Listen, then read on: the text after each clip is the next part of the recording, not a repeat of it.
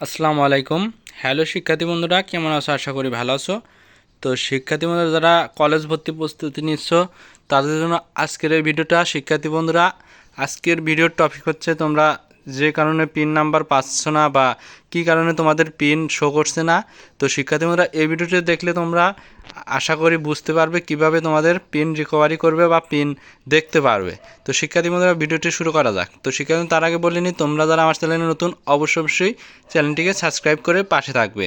তো শিক্ষার্থী বন্ধুরা, যে কারণে পিন নাম্বার পাচ্ছে না শিক্ষার্থীরা, করণীয় জানালো বোর্ড। অর্থাৎ শিক্ষা বোর্ড তোমাদের এই সম্পর্কে একটা বিষয়ে আলোচনা করেছে যে তোমরা কিভাবে পিন নাম্বার পাবে। তো চলতি বছর 11 শ্রেণীতে ভর্তি নিয়ে ফের জটিলতার পড়েছেন শিক্ষার্থীরা।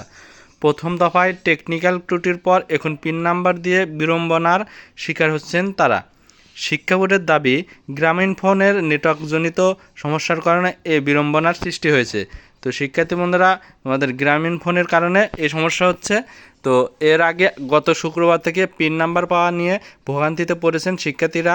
তাদের দাবি, আমাদের সাবমিট করার পর মোবাইলে কোনো পিন আসছে না, এতে তারা আবেদন সম্পন্ন করতে পারছে না।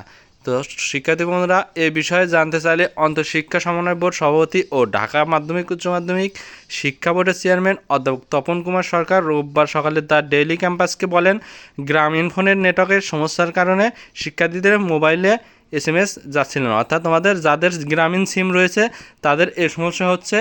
তবে আমরা সেটি সমাধান করছি, নতুন একটি অপারেটরের মাধ্যমে শিক্ষার্থীদের পিন নাম্বার পাঠানো হচ্ছে।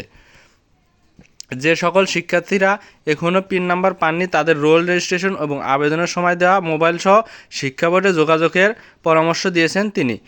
অধ্যাপক তপন কুমার জানান, আমাদের কাছে অভিযোগ নিয়ে আসলে আমরা দ্রুত এটি সমাধান করে দিব। গত 26 মে সকাল 9টা থেকে অনলাইনে কলেজ ভর্তির আবেদন প্রক্রিয়া শুরু হওয়ার কথা ছিল। তবে সার্ভার জটিলতার কারণে একদিন পর 27শে মে থেকে আবেদন শুরু হয়। বৃহস্পতিবার পর্যন্ত প্রায় 5.5 লাখ শিক্ষার্থী অনলাইনে আবেদন করেছেন। তো শিক্ষার্থীরা, আশা করি বিষয়টি বুঝতে পেরেছো। ভিডিওটি ভালো লাগলে অবশ্যই লাইক দিয়ে পাশে থাকবে।